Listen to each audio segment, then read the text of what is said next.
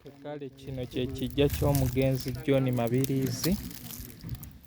Wano tuli ku kyalo Kalagala naye ye yali yazimba Koko wano we bamuzaala. We wano kino kye kijja kye. Oyo musika ali mu bbulu.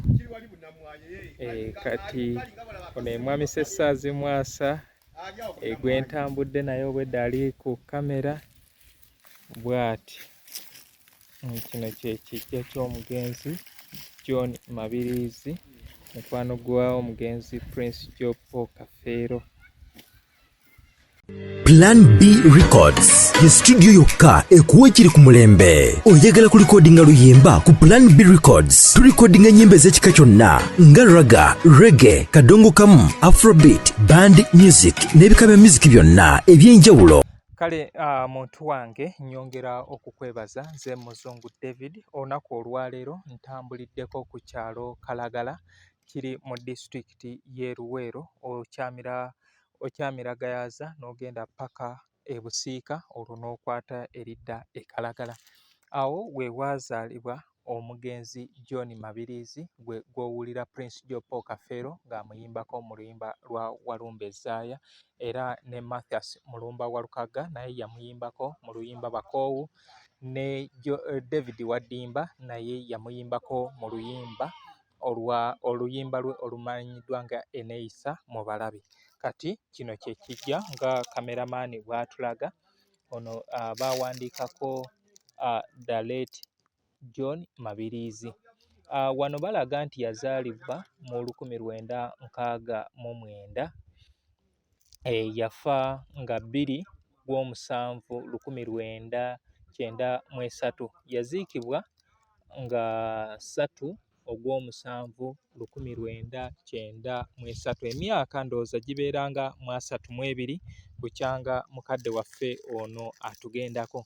Erinnya yasinga likolera mu kibiina kya Makula Guitar Singers ekyali eky'omugenzi Bernard Gonza. Bernard Gonza okujja mu kisaawe ky'Endongo yava mu Thames Band ey'omugenzi Peterson Tusuubira Mutebi. Waava omwo ye okusinga yayimba n'anyumirwa n'ebivuga obikuba. Kale bw'atyo amakanda n'ajja n'agasimba mu bitundu by'e Maganjo, era bw'atyo ono we yava eno mu kyalo yatuukira Maganjo ewa Bernard Gonza mu Makula Guitar Singers.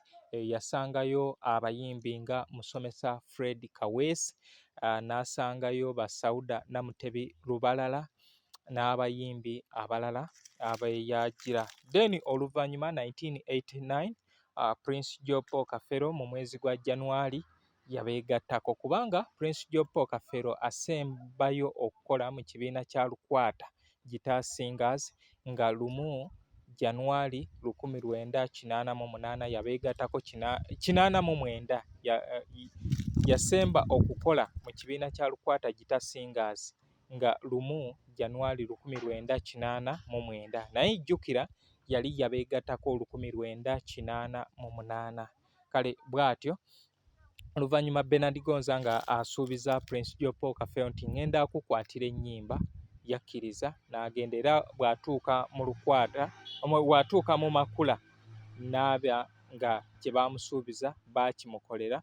Mu mwezi gwalinga gwa mwenda ne bamukolera oluyimba olumanyiddwa nga Walumbe, ne bamukolera oluyimba olumanyiddwa nga Muvubuka Munnange.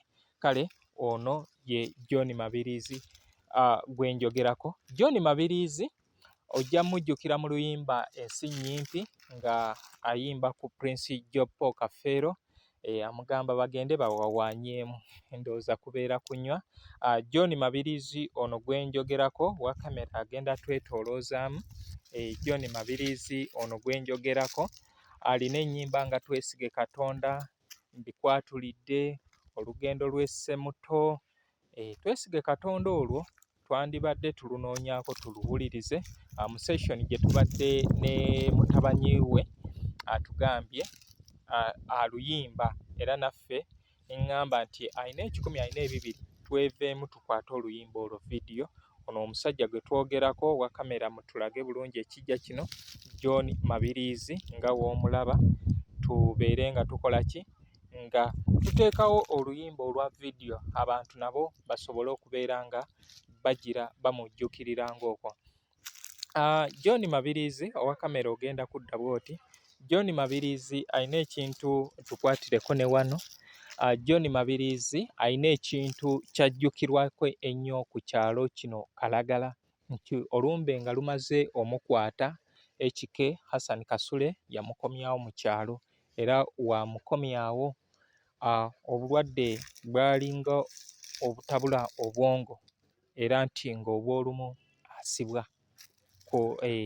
Kati engeri gye bali nti bali ku kkubo, abaana abaavanga ku masomero nga bamusanga, naye nti wadde yaliko ekizibu ekyo ng'atwala obudde okubuulirira abaana obuteegadanga, nti batwale obudde bwabwe babeere mu by'okusoma, kubanga nti ye ekyamutta kwali kubeera nga akola nsonga ezo. Kale nga akubiriza abaana ku kyalo kino Kalagala okubeera nga banywerera ku misomo gyabwe.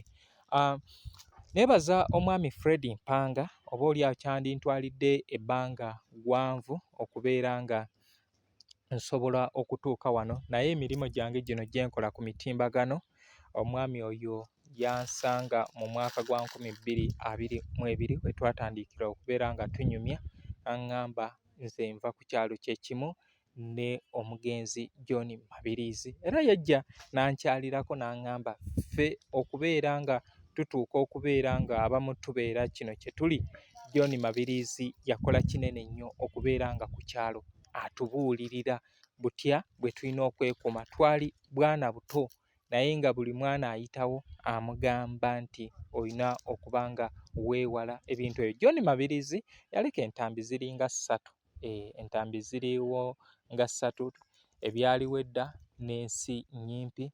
Then na luno olusembayo lwakolerako gundi olwa Twesige Katonda, kubanga ye alaga mu luyimba olwo nti alina musajja munne gwe baali bawalagana naye oba ku mukyala, kati oluvannyuma oli n'agira ye n'asalawo okubeera nga aloga ono, era nga abuulirira musajja munne nti kyandibadde kirungi mu kifo eky'okuloga nze n'ologamu oli omukyala akola ki, aleeta embeera eno.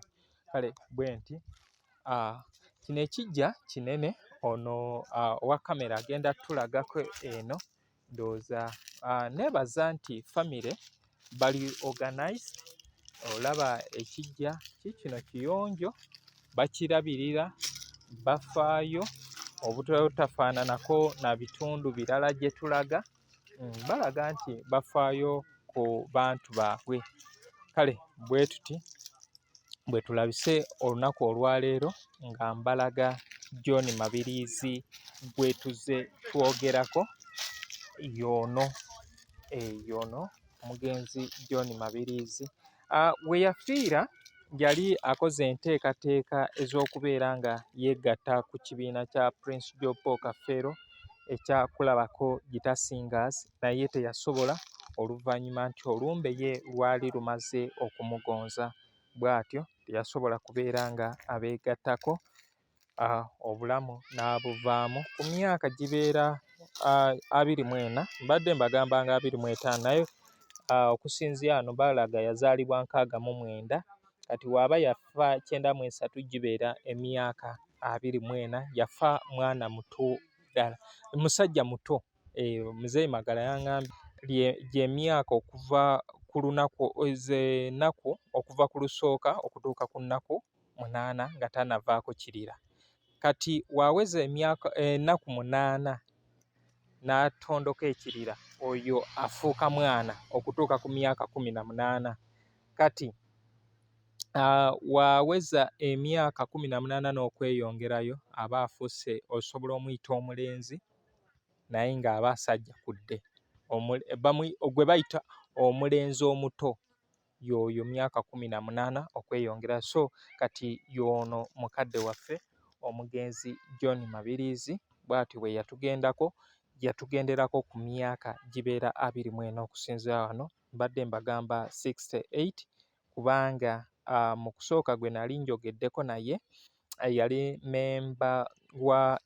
memba munne yali yangamba 1968 naye okusinziira ku kino eba ndaga 1969 we yazaalibirwa era bw'atyo n'atugendako nga 2/7/1993 John Mabirizi. Okuyimba kwe olugendo lwe lwali mu kibiina kimu kyokka ekya Makula Guitar Singers ey'omugenzi Bernard Gonza. Nno olumbe lwabavugaawo kubanga ono afa 93 mukama we Bernard Gonza n'afa mu 1994 yafa 1994 era embeera eyo toginenyeza muntu.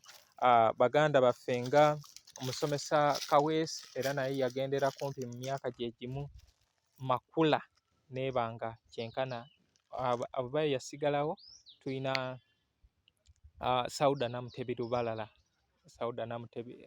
Lubalala gwe abalala bamuyita Kabiriiti bebo abakyali abalamu mu kibiina ekyo naye abamu olumbe lwabeera. Kale bwe tutyo bwe tulabise olunaku olwaleero.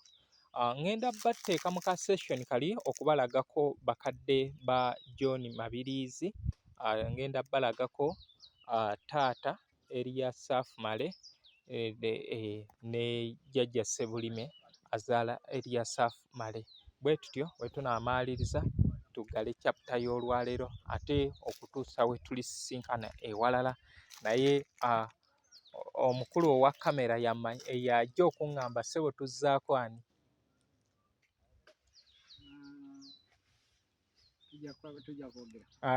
Omukulu owa kamera agambye tugenda kubanga twogera naye nga senior woman Irene Nakitto abantu batubanja kubanga ewa senior woman Irene Nakitto weewo waziikibwa Irene Nakitto ne waziikibwawo Fiona Nakayisa ne waziikibwawo oyo omukyala wa Bisegerwa yali nannyini Happyland bali ku kijja kyekimu ekyo. Kale tugenda kubeera nga tukolanga ebintu bino naye mwabagenda okutuwa amaanyi obugoberezi bwammwe bwe bugenda okutuwa amaanyi naye nga wano wewa John Mabirizi. Nze Muzungu David Kadongo Kamo music analyst. Yino Kikaya College School essomero eryagulidde erinnya mu kusomesa abaana ate ne bayita ssomero lya ddene boarding mix y'abawala n'abalenzi senior 1 paka senior 6 balina library science ko ne computer labs byonna bijjudde balina arts ne science subjects ko cultural activities ko ne section y'ebyemikono omuli okusiba enviiri okukanika n'ebirala ebigwa mu kkowe eryo omwana n'ava ku ssomero lino ng'ali self contained kyewuunyisa ensimbi zaabwe ze zijja mu nsawo ya buli muzadde basange Kikaya Bulenga Mityana Road okumanya ebisingawo noti 757 mukaaga 4 11 57 Kikaya College School.